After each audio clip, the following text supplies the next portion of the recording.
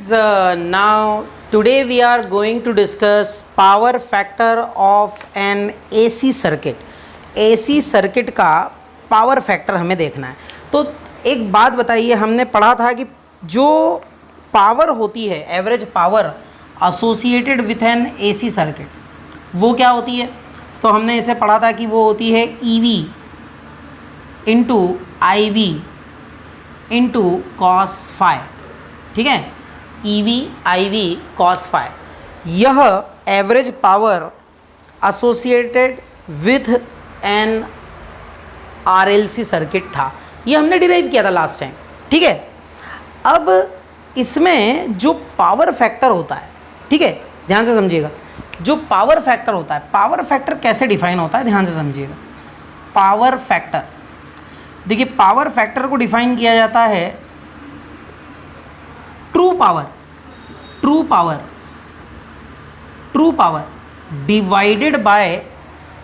Power divided by apparent power. True power divided by apparent power. ये numericals में कई बार इस्तेमाल होता है, इस एक्सप्रेशन को इस्तेमाल किया जाता है, true power divided by apparent power. ठीक है, ये होता है आपका फॉर्मूला. ठीक, अब आप ध्यान से समझिएगा, true power divided by apparent power. True power क्या होता है, थोड़ा सा इसको समझिए. ट्रू पावर क्या होता है? तो ट्रू पावर जो है आपका EV IV cos phi. This is what the true power is. Okay, ये है true power EV IV cos phi. EV IV cos phi, this is the true power divided by apparent power. Apparent power क्या होता है? Apparent power होता है EV into IV, मतलब ERMS into IRMS. ठीक है, ये कैंसिल कर दो. तो ये जो मिला आपको पावर फैक्टर मिलेगा, और पावर फैक्टर किसके इक्वल होगा? कॉस फाई के इक्वल होगा. अब याद रखिए, कॉस फाई हमने पावर ट्रायंगल पढ़ा है, अगर आपको याद हो तो. कॉस फाई देखिए इस तरह से था, वो ये फाई था. ठीक है, और कॉस फाई जो है वो होता है बेस अपॉन हाइपोटेनियस. बेस जो है वो क्या है? वी आर, और हाइपोटेनियस क्या है? ये है V रिजल्टेंट. तो बेस अपॉन हाइपोटेनियस का मतलब है VR अपॉन V. VR क्या होता है? I0 इंटू R, और V क्या होता है? I0 into Z. I0 से I0 कैंसिल हो जाएगा, ये बचेगा R बाय Z. ओके, ये हो जाएगा R बाय Z. क्लियर है इतना? तो जो पावर फैक्टर है वो होता है R by Z. Cos phi is equals to R by Z. तो नेक्स्ट स्टेप में मैं यहाँ पर लिख सकता हूँ, it is equal to R by Z. So power factor is true power upon apparent power, and that is equal to cos phi, and that is equal to R by Z by the impedance triangle. ये जो होता है ये impedance triangle से आता है. ठीक है, तो इस तरह से आप इसे क्या कर सकते हैं? डिफाइन कर सकते हैं. ठीक है, अच्छा, अब ये देखिए, ये जो Z है, अगर ये एक RLC सर्किट है तो Z कैसे निकालते हैं हम? आपको पता है Z जो होता है RLC सर्किट में. अब मैं यहाँ पे इसको पावर फैक्टर ही लिख रहा हूँ, power factor. Okay, R by Z. Z होता है बच्चों under the root of R square plus XL minus XC whole square. ये फॉर्मूला होता है पावर फैक्टर का. Okay, R upon under the root R square plus XL minus XC whole square. This is the formula for power factor. ये power factor का formula होता है. ठीक है, अब आप एक बात देखिए, ये तो बात हो गई कि ये इंडक्टिव कैपेसिटिव जो सर्किट है उसमें ये फॉर्मूला होगा. अच्छा, अगर मान लीजिए कि ऐसा सर्किट है जिसमें XL और XC इक्वल हो जाए, मतलब रेजोनेंस कंडीशन भी आ सकती है. ठीक है, तो यदि XL और XC इक्वल हो जाते हैं, if XL is equal to XC, तो ये तो ज़ीरो हो जाएगा. तो ये पावर फैक्टर क्या आ जाएगा बच्चों? पावर फैक्टर जो है वह आ जाएगा R upon under the root R square, यानी R upon R, that is 1. So power factor जो है वह आ जाएगा 1. Power factor will be 1. आई बात समझ में? तो पावर फैक्टर अगर 1 आता है, ठीक है, अगर पावर फैक्टर 1 आता है तो ये एक्सएल इक्वल्स टू एक्सी, इस पर्टिकुलर केस में यह क्या है, संभव है। ठीक है, अच्छा एक बात और कि पावर फैक्टर अगर 1 आ रहा है, आप ज़रा देखो पावर फैक्टर का फॉर्मूला हमने जो देखा था, EV IV cos phi, EV IV cos phi, ठीक है, एंड दैट इज कमिंग 1, ये किसके इक्वल आ रहा है, 1 के इक्वल आ रहा है ना। एक मिनट, ये जो पावर फैक्टर की वैल्यू है ना, पावर फैक्टर 1 जो आया है, ये पावर फैक्टर की मैक्सिमम वैल्यू है। This is the maximum value of power factor, ये पावर फैक्टर की मैक्सिमम वैल्यू है। ठीक है, आई बात समझ में, this is the maximum value, इससे बड़ी नहीं हो सकती। अच्छा एक और बात, अगर मान लीजिए कि एक प्योरली इंडक्टिव सर्किट है या प्योरली कैपेसिटिव सर्किट है, ठीक है, इसको समझना ध्यान से, अगर एक प्योरली इंडक्टिव सर्किट है, मतलब ऐसा जिसमें इंडक्टर ही है, अगर ऐसा सर्किट है जिसमें इंडक्टर ही है, तो एक बात समझिएगा, अगर इंडक्टर ही है, ऐसा ही सर्किट है जिसमें इंडक्टर ही है, ठीक है ना, तो ये जो फाई होता है ना, इंडक्टिव सर्किट में फाई 90 डिग्री होता है बेटा, इंडक्टिव सर्किट में फाई 90 डिग्री होता है, और अगर फाई 90 होता है तो पावर फैक्टर क्या हो जाएगा उसमें, कॉस 90 होता है 0, तो पावर फैक्टर उस केस में 0 हो जाएगा। इसी तरह अगर कैपेसिटेंस लेंगे तो उसमें भी क्या होता है, फाई 90 डिग्री होता है, और यदि फाई 90 डिग्री है तो पावर फैक्टर जो है वह 0 हो जाएगा। सो प्योरली इंडक्टिव और प्योरली कैपेसिटिव सर्किट्स में जो पावर फैक्टर होता है वह क्या होता है, वह 0 होता है, दैट इज 0। ओके, अच्छा अब देखिए इसमें एक बहुत महत्वपूर्ण बात है, देखिए पावर कंज्यूम्ड सर्किट में यदि 0 हो रही है, पावर फैक्टर 0 है, मतलब पावर कंज्यूम्ड ही 0 हो रही है सर्किट में, तो कैपेसिटिव या इंडक्टिव सर्किट्स जो होते हैं उनमें कोई पावर कंज्यूम नहीं होती है। जब करंट फ्लो होता है तो नो पावर इज कंज्यूम्ड, और ऐसे करंट को आइडल करंट कहते हैं। क्या कहते हैं, आइडल, आइडियल नहीं, आइडल, ठीक है, ऐसे करंट को आइडल करंट कहते हैं, या फिर ऐसे करंट को वॉटलेस करंट भी कहा जाता है।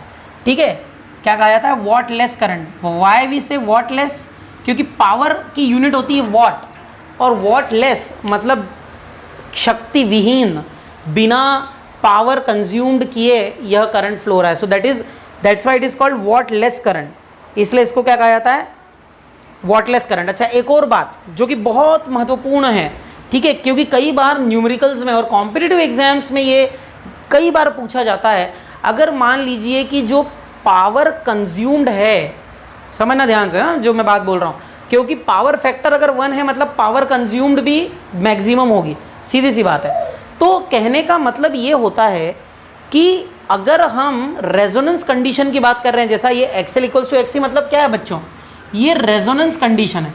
अगर हम रेजोनेंस कंडीशन की बात कर रहे हैं, यदि हम रेजोनेंस कंडीशन की बात कर रहे हैं तो याद रखिए रेजोनेंस कंडीशन पर एक्सएल इक्वल्स टू एक्सी हो जाएगा। एक्सएल इक्वल्स टू एक्सी यदि हो गया तो जेड जो है वह मिनिमम हो जाएगा, और यदि जेड मिनिमम हो गया तो पावर फैक्टर मैक्सिमम हो जाएगा। कहने का मतलब यह है कि जेड मिनिमम होने पे पावर फैक्टर मैक्सिमम हो जाएगा, और इसलिए power consumed would be maximum, power consumed would be maximum excuse me, power consumed would be maximum when the condition is at the resonance condition, when the frequency is set at the resonance condition, that is XL is equal to XC. Okay, so this is extremely important case. Okay, in that case when resonance condition is there, in that case, in case of resonance, do remember that the power consumed would be maximum. Okay, extremely important point. And in numericals, in conceptuals, and in competitive exams, generally this is asked. अब आप ध्यान से समझिए, ये जो topic है यह है वॉटलेस करंट और आइडल करंट। जैसे कि पिछले टॉपिक में भी हम डिस्कस कर रहे थे इसके बारे में, उसे हम थोड़ा सा और डिटेल में डिस्कस करेंगे। ठीक है, ध्यान से समझना। अब देखिए जो पिछला टॉपिक था उसमें भी हमने इसके बारे में बात की थी, और अब हम और डिटेल में इसके बारे में बात कर रहे हैं, वॉट लेस या आइडल करंट की। तो देखिए कोई एक आरएलसी सर्किट यदि हम लेते हैं तो उसमें एक बात हमें समझ में आती है कि जो ईवी होता है वह आईवी से क्या करता है, लीड करता है, इट लीड्स आईवी, ठीक है, ये एक फैक्ट है। अब आप देखिए कि ये फाई एंगल से क्या कर रहा है, लीड कर रहा है। तो एक बात तो बिल्कुल क्लियर है कि जो पावर रहता है, एवरेज पावर, वो होता है ईवी आईवी कॉस फाई, ये एक्सप्रेशन हमने पढ़ा हुआ है, ठीक है। चलिए ये एक्सप्रेशन हमें पता है ना। जहाँ पे फाई क्या होता है, यहाँ पे फाई होता है ईवी और आईवी के बीच का फेज डिफरेंस, ठीक है।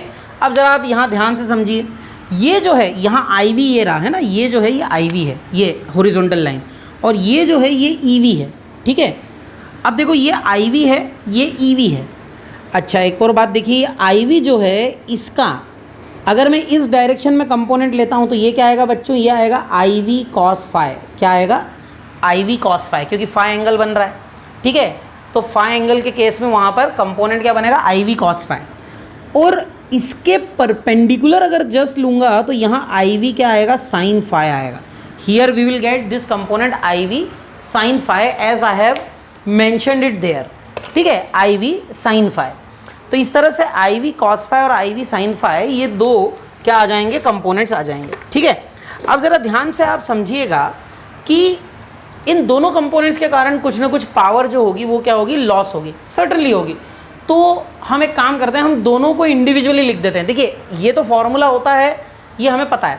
अब हम एक कंपोनेंट ले लेते हैं, मान लीजिए पहले आईवी कॉस फाई वाला, ठीक है। आईवी कॉस फाई कंपोनेंट लेते हैं तो देखिए ये जो है आपका, ये आपका आईवी है, ये आपका ईवी है। ईवी की डायरेक्शन में आईवी कॉस फाई है, ठीक है। तो अब मैं जो ले रहा हूँ, मान लीजिए ये फर्स्ट कंपोनेंट की बात कर रहा हूँ, ये फर्स्ट कंपोनेंट है जिसकी बात कर रहा हूँ, तो इसको मैं पावर 1 लिख रहा हूँ, P1 ऐसा लिख रहा हूँ। तो ये पावर 1 क्या होगी, ज़रा ध्यान से समझिए भाई, सीधी सी बात है, ये होती है ईवी आईवी कॉस फाई, है ना। तो ईवी क्या है आपका, ईवी तो ईवी है, जैसा मैंने यहाँ लिख दिया ईवी है। आईवी क्या है, आईवी है आपका आईवी कॉस फाई, क्योंकि आपका कंपोनेंट तो आईवी कॉस फाई है, तो आप लिखेंगे इनटू आईवी कॉस फाई, ठीक है, ऐसा लिख देंगे आप आईवी कॉस फाई। इसके बाद में आप देखिए इन दोनों के बीच का फेज डिफरेंस क्या है, क्योंकि दोनों सेम डायरेक्शन में हैं तो जो फेज डिफरेंस होगा वो 0 डिग्री हो जाएगा। फेज डिफरेंस क्या हो जाएगा, 0 डिग्री हो जाएगा। तो याद रखिए यहाँ पे जब हम कॉस फाई लिखेंगे मतलब फाई हो गया 0 डिग्री, 0 डिग्री हो जाएगा। कॉस जीरो क्या होता है, 1 होता है, ठीक है। तो ये क्या हो जाएगा, ये हो जाएगा P1 is equal to E V I V cos phi. इस तरह से आप ये एक्सप्रेशन निकाल सकते हैं, किसके लिए, इस वाले कंपोनेंट आईवी कॉस फाई के लिए, ठीक है, आईवी कॉस फाई के लिए। अब इसके बाद में आप देखिए ये second component I V sine phi, आपको दिख रहा है ये आईवी साइन फाई इस ईवी से कितने एंगल पर है, 90 डिग्री के एंगल पे है। तो इस पे फेज एंगल कितना चल रहा है, 90 डिग्री चल रहा है। तो आप सेकंड कंपोनेंट अगर लेते हैं P2, तो अब आप देखो इस वाले में क्या हो जाएगा, इसमें हो जाएगा ईवी आईवी, अब सेकंड कंपोनेंट है आईवी साइन फाई, परंतु यहाँ पर आपको देखना है ईवी आईवी साइन फाई, परंतु यहाँ पर आपको देखना है कॉस फाई। फाई क्या है यहाँ, तो कॉस फाई जो है, फाई है 90 डिग्री, फाई क्या है 90 डिग्री है। तो ये क्या हो जाएगा कॉस 90, और कॉस 90 क्या होता है बच्चों, कॉस 90 0 होता है। आई बात समझ में, तो ये क्या हो जाएगा 0। तो यहाँ पर क्योंकि फेज एंगल इन दोनों के बीच ईवी और आईवी साइन फाई के बीच 90 डिग्री था, तो आप यहाँ फाई 90 डिग्री रखेंगे तो ये 0 हो जाएगा। अगर ये 0 हो गया तो ये मिल जाएगा 0, P2 इज़ 0। अब ज़रा ध्यान से समझो, आप देखेंगे कि इन दो कंपोनेंट्स में जो पहला कंपोनेंट था आपका आईवी कॉस फाई कंपोनेंट, इसको ध्यान से देखिएगा, इस कंपोनेंट को आप ध्यान से देखिए, ये आईवी कॉस फाई जो कंपोनेंट है, इस कंपोनेंट के कारण ही पावर कंज्यूम्ड हो रही है।